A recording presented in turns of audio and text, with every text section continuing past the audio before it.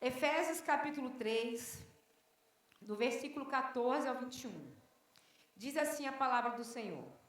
Efésios capítulo 3, do versículo 14 ao 21.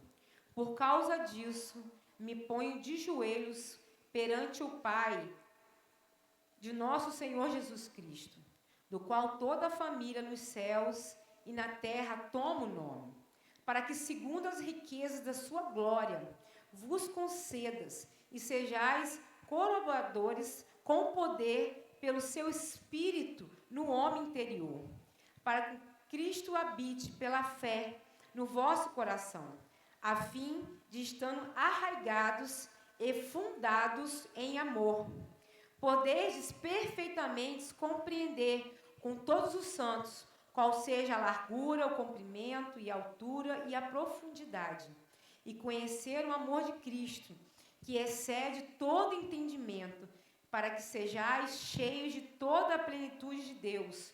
Ora, versículo 20, aquele que é poderoso para fazer tudo mais abundantemente além daquilo que pedimos ou pensamos, segundo o poder que em nós opera. E a esse seja a glória na igreja por Jesus Cristo em todas as gerações, para todos sempre. Amém. Acho que a minha estava um pouquinho diferente aqui, mas eu queria que você fechasse seus olhos agora. Pai, em nome de Jesus, estamos diante da Tua palavra, Senhor, que é viva, que é eficaz, que é a espada de dois gumes, Senhor Deus, que penetra entre juntas, entre a alma, entre medula, onde penetra no todo o nosso ser, Senhor. Aonde, ó Deus, nós somos totalmente envolvidos pelas Tuas palavras, Pai. Senhor, em nome de Jesus, que nessa noite, Senhor, sejamos totalmente envolvidos pelo Teu amor, Pai. E que possamos, Senhor, sair daqui dessa noite, Pai, melhores do que chegamos. Te pedimos nessa noite, Espírito Santo, fala conosco, Senhor, pois nós necessitamos Te ouvir. Em nome de Jesus, amém. Amém, queridos? A vida cristã, nós precisamos entender algo, que a vida cristã, ela não é uma colônia de férias. Muitas das vezes a gente se converte e a gente acha que, tipo assim, me converti, prontamente os meus problemas se resolveram, está tudo certo, daqui por diante vai dar tudo certo, vai ser um mar de rosas. E muitas das vezes nós romantizamos essa vida cristã, essa caminhada cristã. Mas nas últimas semanas a gente tem ouvido muito sobre guerra. No último domingo, né, uma palavra muito poderosa que meu marido trouxe, falando sobre o exército vivo. E nós somos esse exército de Cristo, amém? Nós somos os guerreiros do Senhor desses últimos tempos, dessa última hora. O Senhor vai levantar sobre toda a terra um grande exército que vai impactar todo esse mundo, até que Ele venha. Porque nós cremos, queridos, que está muito próximo a volta de Jesus. Os sinais são evidentes. Mateus 24 fala sobre isso, sobre o princípio das dores. E nós temos visto, se você é sensível ao que Deus tem manifestado sobre a terra. Furacão agora nos Estados Unidos. Na semana passada, acho que eu estava orando, né? Acho que foi semana passada. Aí eu comecei orando, Senhor, que o Senhor desvie o Milton. Depois eu falei, Senhor, os irmãos não vão entender. Quem não leu a notícia, né? De quem era esse furacão que estava sobre a Flórida. E eles, né, sempre colocam o nome nessas tempestades, né? Depois eu fiquei pensando, gente, o povo vai dizer, quem é esse Milton, gente, que ela está orando? Porque às vezes a gente passa um dia tão corrido que a gente não olha as notícias. Mas, na verdade, a internet toda, a televisão, todos os noticiários, ficaram todos ali ligados. Né, que esse furacão ia tocar, né, a cidade. E, gente, eu creio que foi as nossas orações, a oração da igreja, a oração dos santos, que desviou. Porque Ele tocou, mas era para Ele tocar no fator 5, ele só tocou no 3. Mesmo sabendo, né, que é um furacão, mas havia a possibilidade dele chegar no 7. E era algo assim, que estavam todos assustados, as cidades foram evacuadas, fizeram toda acionou toda a emergência ali, tirou as pessoas de casa, as pessoas tiveram que comprar mantimentos e água, e ali deu para nós notarmos que o Senhor está nos sinalizando, queridos. E eu estava vendo, acho que foi hoje que eu estava olhando na internet também, um outro ciclone que estava nos Estados Unidos. Então, os sinais já são evidentes. A natureza está manifestando. Agora, aquele que não estiver sensível ao que Deus está nos mostrando nesse tempo, nós vamos perder essa guerra. Nós não podemos estar nessa guerra distraídos, queridos. Porque qual é o papel do diabo? Qual é o papel do inimigo? Nos distrair. Porque aí o que acontece? Aí vem lá, né, o que vai explicar que o furacão é um acontecimento natural, o encontro de uma massa de ar, não sei o quê. Gente, pode ter toda explicação científica, mas eu preciso olhar com os olhos da fé. Eu preciso olhar com os olhos espirituais. Eu não posso viver aqui nessa terra achando que o meu fim é aqui, não. Eu preciso entender que eu sou um ser espiritual, que a minha morada é no céu. E os sinais que Deus está mostrando na igreja dele, nós precisamos estar a tempo, porque nós estamos num campo de batalha. Nós estamos vivendo uma guerra, dia após dia. E nós precisamos nos posicionar. Nós precisamos parar de ter essa visão romântica. Nós precisamos atender esse chamado da última hora. A palavra fala assim, os campos já estão brancos. Mas faltam trabalhadores para essa hora. E quem são os trabalhadores dessa hora? Somos nós. É a igreja. E nós precisamos estar revestidos. Nós precisamos ter discernimento. Nós precisamos andar na contramão do mundo. Porque o mundo, ele tem um sistema, queridos. Não sei se você já ouviu falar, né, que tem um discurso tão bonito da sustentabilidade. Aquilo tudo ali é um sistema anticristo. E a Bíblia diz que muitos serão enganados pelos falsos profetas. E nós precisamos estar atentos. Ah, pastora, hoje só está viajando. Não. Eu estou querendo te trazer hoje para a terra e colocar os teus pés no chão para você entender quem você é em Cristo. Você é um guerreiro do Senhor. Você é uma guerreira do Senhor. E nós não podemos nos intimidar nessa guerra. Sempre depois de uma guerra vem um contra-ataque. Outra guerra que está acontecendo em Israel está em guerra. Israel é relógio do mundo. Israel é a terra que o Senhor escolheu para chamar, que é dele. E Israel está em guerra. E o que os noticiários falam? Que Israel está atacando. Israel não está atacando. Israel está se defendendo. Pode só prestar atenção.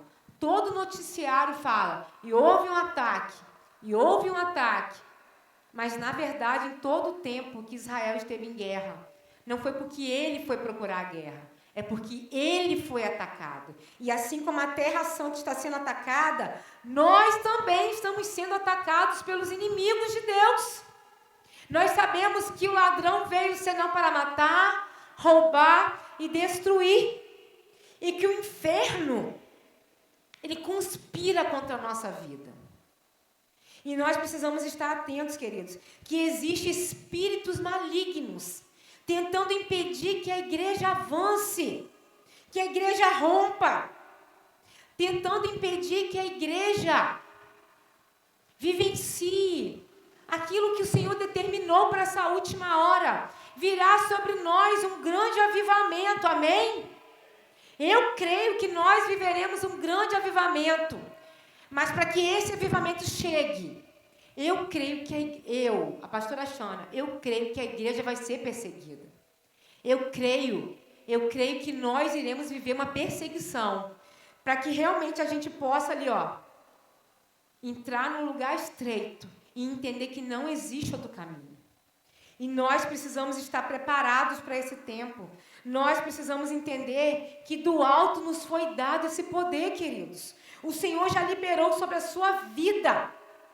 Está lá em Lucas 10:19, que nós temos o poder de pisar em serpentes e escorpiões. E a igreja anda escondida. A igreja anda apática. A igreja anda calada. E quando eu falo igreja, eu não falo da MIB, não. Eu falo da igreja do Senhor. Eu estava vendo hoje um pastor de Brasília, que eu gosto muito de assistir, ele falando do número de convertidos sobre o mundo. Mas hoje a grande massa das pessoas que se desviaram é quase o dobro das pessoas que aceitaram a Jesus. E a Bíblia fala que no final dos tempos, o amor de muitos se esfriaria. E nós precisamos entender que nós estamos numa guerra. Que nós temos opositores que vão se levantar em todo tempo.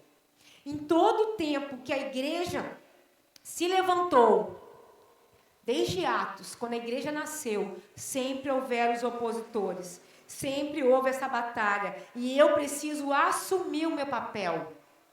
Eu não posso ser coadjuvante. Eu não posso ser 007. Eu não posso viver me escondendo. Eu não posso, eu preciso estar ali na linha de frente. Eu preciso tomar o meu papel, eu preciso tomar as minhas armas. E eu preciso enfrentar nesse tempo o inimigo que tem nos afrontado. Eu preciso sair do anonimato. Eu preciso enfrentar essa guerra de frente. E vai chegar o tempo, queridos, que nós vamos avançar, amém? Mas para que a igreja avance, eu preciso entrar em ação. Eu preciso entrar em ação. E hoje nós vamos conhecer, através desse texto, aqui nesse texto, em Efésios capítulo 3, Paulo fala que ele se coloca de joelhos. Ele está orando por essa igreja aqui de Éfeso. Uma igreja que era poderosa, mas que estava enfrentando inimigos. E ele fala no capítulo 3 aqui novamente sobre oração. E um dos sinais de uma igreja viva, de uma igreja guerreira, é uma igreja que ora. Pastora, de novo a senhora com essa história de oração. Lá vem a senhora de novo. Oh, meu Deus, mais uma vez a senhora vem aqui falar de oração. Sim, queridos. Porque quem não ora, nós nos tornamos alvos fáceis, vulneráveis nessa guerra. Porque é a oração que vai nos ensinar a como contra-atacar as investidas do inferno. Eu não posso me render. Eu preciso perseverar. Eu preciso ter uma vida de oração. Eu preciso ser como Paulo aqui, ó. Paulo estava preso em Roma, quando ele escreveu essa carta para essa igreja. E ele fala assim, ó, eu me ponho de joelhos. Queridos, se nós soubéssemos o poder que há quando a igreja se coloca de joelhos, quando a igreja ora, quando a igreja intercede, quando a igreja clama, quando a igreja entende o papel dela, que nós precisamos viver uma vida de oração, exercitar. Oração é hábito, assim como leitura. Eu tinha uma grande dificuldade. Antes de me converter, eu não gostava de ler. Mas a partir de quando eu me converti, eu passei a ler a Bíblia. Só que quando eu li a Bíblia, eu não entendia nada.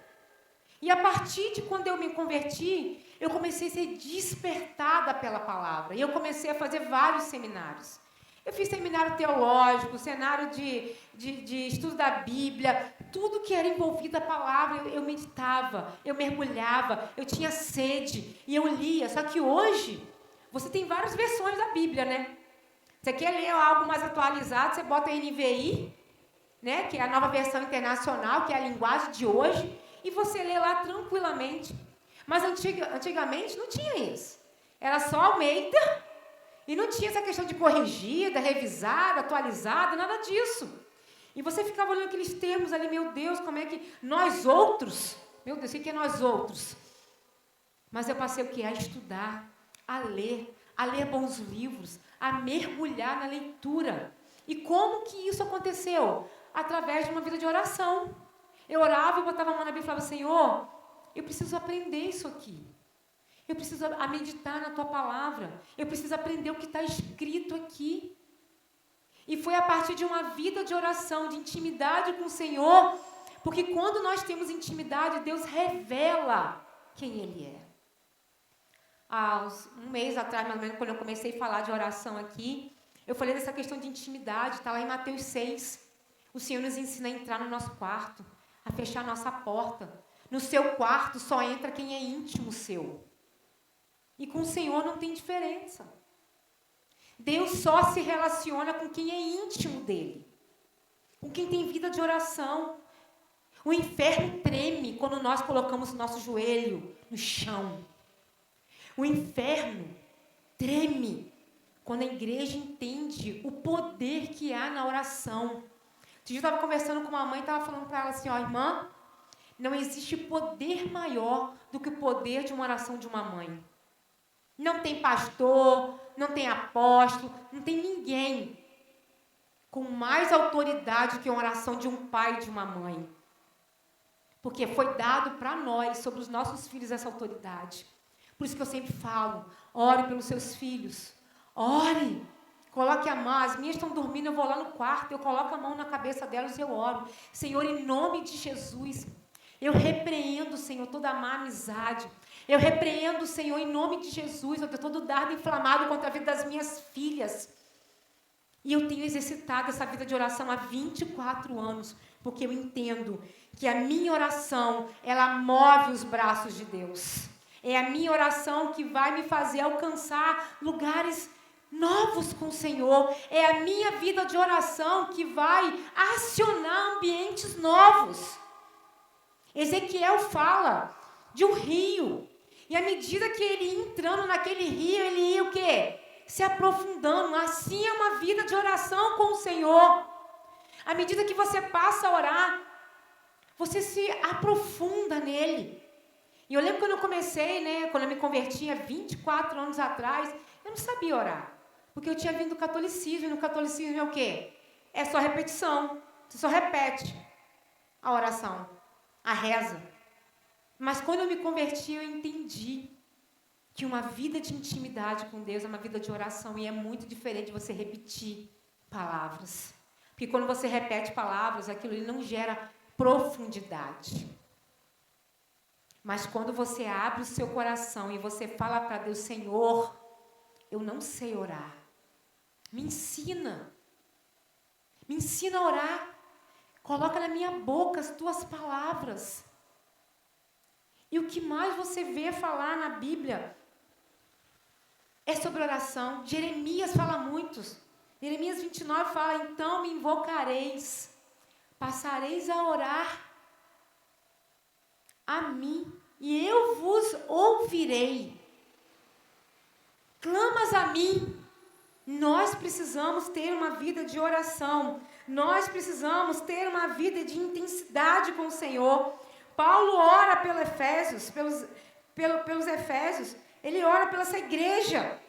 E nós precisamos, queridos, entender que isso está no plano, uma vida de oração está nos planos de Deus. A segunda coisa que eu aprendo aqui em Efésios é que eu preciso ter fé. E fé me remete a uma igreja viva, uma igreja guerreira, uma igreja vitoriosa, é uma igreja que tem fé. E quando fala de fé, eu lembro de quê? Hebreus 11. Que fala que sem fé é impossível agradar a Deus. Quando eu não tenho fé, quando essa fé... E o que é fé, pastora? Fé é você crer no invisível. Fé é você crer aquilo ainda que os seus olhos não viram.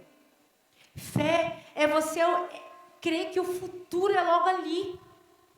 Que Deus já tem tudo determinado. Os seus dias já foram contados. Isso é fé. Eu preciso crer. Eu preciso confiar. A Bíblia fala de muitas pessoas que viveram pela fé. O próprio Hebreus fala dos patriarcas, dos homens que foram lembrados lá no Novo Testamento que viveram pela fé. Noé, Abraão, Moisés, Sara. Sara gerou quando a sua idade já estava avançada. Para pensar, Uma mulher que já não tinha mais o que viver, gente. Sara já estava na idade de se aposentar. Mas havia uma promessa para ela e para Abraão, que eles teriam um filho. E era o filho da promessa, Isaque nasceria. E a Bíblia fala que na idade avançada, Sara gerou um filho. Para pensar, eu estava meditando ali antes de começar o culto. Eu comecei, Senhor, começa a me mostrar exemplos de fé. E o Senhor me trouxe Daniel, quando estava na Babilônia. Para pensar, queridos. Quando ele estava naquela cova, e ele acreditou que o Deus dele ia cuidar dele. E o leão jejuou. Para pensar nisso. Sadraque, Mesaque e Abednego. Eles estavam dentro da fornalha. E disse que aquela fornalha ela foi aquecida 7 vezes mais. E quando eles abriram, nem o fio dos seus cabelos foram queimados. Isso é fé. Eles não se renderam aos manjares do rei. Eles não se renderam ao que Nabucodonosor queria. Isso era fé. E quantas das vezes nós negociamos a fé? Quantas das vezes nós tememos que Deus vai fazer? E nós precisamos exercitar a fé, queridos. Nós precisamos exercitar a nossa fé. Nós precisamos crer que vai acontecer. Se Deus te prometeu, Ele vai fazer. Ele vai cumprir, porque Deus não é homem para que minta. Nem filho do homem para que se arrependa. E se Ele te prometeu, Ele vai cumprir. Se Ele te prometeu a sua família salva, creia, tenha fé, vai se cumprir. Se ele te prometeu que o seu filho vai se converter, creia que isso vai acontecer. Se Ele te prometeu uma porta de emprego, se Ele te prometeu que um dia você vai ter uma vida acadêmica, você vai se tornar uma médica, um dentista, um veterinário, não sei o que você sonha. Tenha fé, coloque nos seus sonhos a fé. Porque a Bíblia diz que sem fé é impossível agradar a Deus. Quando eu não tenho fé, quando a incredulidade, ela entra nos nossos corações, isso quer dizer que nós não estamos agradando a Deus. Deus se entristece. E nós precisamos crer que o nosso Deus, Ele é poderoso para fazer infinitamente mais. Não é isso que o texto fala? Lá no versículo, vamos lá, versículo 20. Bota para mim aí, Kelly.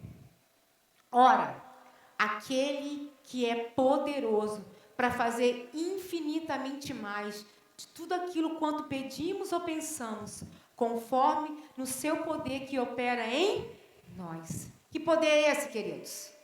É a fé. É você crer.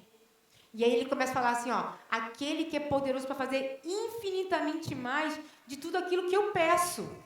E quando que eu peço? Quando eu oro. Nós precisamos saber pedir ao Senhor. E Ele diz, não recebeis, porque pedistes mal. Muitas das vezes nós não recebemos o que nós temos tanto clamado ao Senhor, porque estamos pedindo errado. Porque a nossa vida de oração talvez é fraca, é rasa. E às vezes a gente quer só orar assim, ó, vai deitar à noite, ai Senhor, abençoa esse dia. Não, queridos. Isso não é fé. Lógico que Deus vai abençoar o seu dia. Mas eu preciso exercitar a minha fé. Senhor, os meus olhos não estão vendo. Mas a tua palavra diz que o Senhor é poderoso. E se o Senhor é poderoso para fazer infinitamente mais, gente, não tem como medir. A largura, a profundidade, a altura, não tem como. É infinito. É infinitamente mais do que a sua mente humana. A sua capacidade humana pode raciocinar. Mas para isso eu preciso exercitar a minha fé. Porque sem fé, nós não vamos alcançar o que nós pedimos a Deus. Eu preciso exercitar a minha fé. A fé nos capacita a viver o sobrenatural. A fé nos capacita a sair do natural para viver o sobrenatural. A fé nos faz sair do ordinário para viver o extraordinário. Mas é um exercício. A fé, ela é um exercício diário. Você precisa o quê? Crer. você precisa acreditar. E uma certa vez chegaram para mim e perguntaram assim, pastora, nem era pastora ainda, Xana, como é que eu faço para ter fé? É uma pergunta difícil, né? Como é que eu sei que Deus existe? Como é que eu posso exercitar isso? Aí eu falei para essa jovem, que hoje até é uma líder já na igreja, eu falei assim, eu falo que a fé é como o vento. Você enxerga o vento? Não. Mas você sabe que ele existe. Você sente. E assim eu explico a fé. Aí eu fui explicando para ela quem era Deus, o que era a fé. E você precisa acreditar que Deus, ele existe. E é mediante a sua fé. E é essa fé que nós precisamos exercitar todos os dias. Em terceiro lugar, para a gente poder encerrar, é conhecer o amor de Cristo. É conhecer o amor de Jesus. João 8 fala, conhecereis a verdade, e a verdade vos libertará. Mateus fala que eu sou o caminho, a verdade e a vida.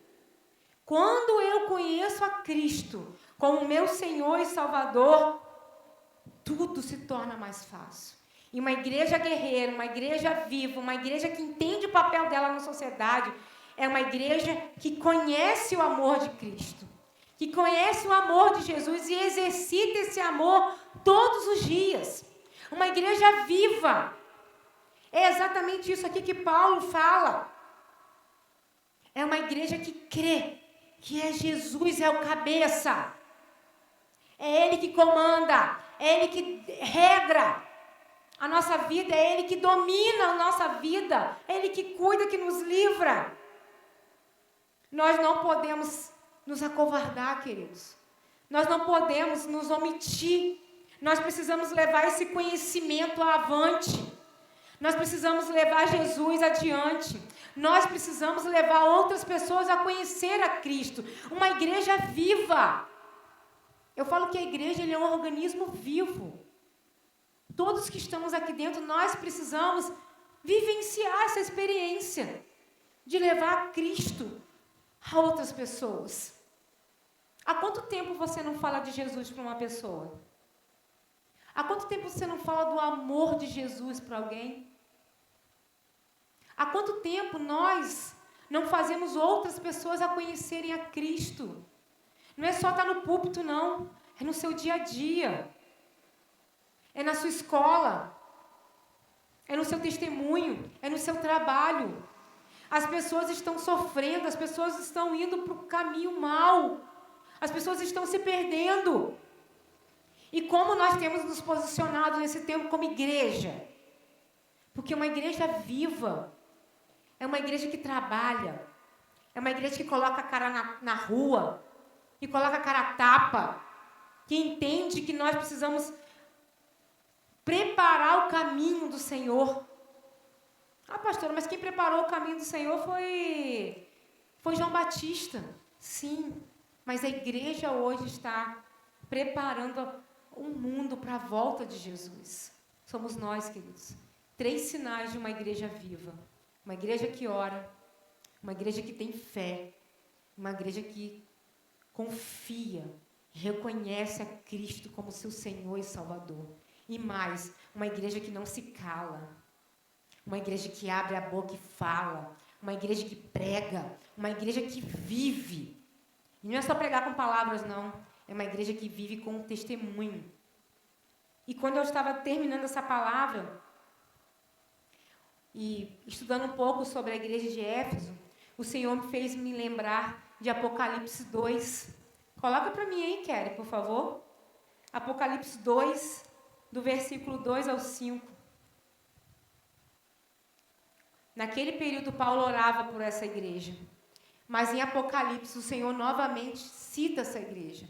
Olha o que fala Apocalipse 2, versículo 2. Conheço as suas obras, tanto o teu labor como a tua perseverança, que não pôde suportar os homens maus, e que puseste à prova os que a si mesmos se declaram apóstolos, e não são, e os achastes mentirosos. 3. E tens perseverança, e suportastes a provas, por causa do meu nome, e não te deixastes esmorecer. Tenho, porém, contra ti, que abandonaste o teu primeiro amor. Mais um, Kelly. Lembra-te, pois, de onde caístes, arrependestes, e volta à prática das primeiras obras. Senão venho a ti, e moverei do seu lugar o teu candeeiro, caso não te arrependas. Em Apocalipse 2, novamente, o Senhor fala para o apóstolo João sobre a igreja de Éfeso. E aquela igreja passou por uma perseguição, queridos. E falsos profetas se levantaram no meio delas. E ele faz um lembrete ali, ó. Por que você se desviou do primeiro amor? Por que você deixou que o primeiro amor se esfriasse do seu coração? Uma igreja viva, ela se mantém viva quando ela ora, quando ela mantém a fé dela ativada e quando ela reconhece Cristo como seu Senhor e Salvador. Para que nós não venhamos a ouvir isso da boca do Senhor. Que se nós não nos arrependestes e lembrarmos de onde nós caímos, e nós seremos removidos. Uma igreja viva, ela ora. Uma igreja viva, ela tem fé. E uma igreja viva, ela reconhece Jesus. Amém? Queria que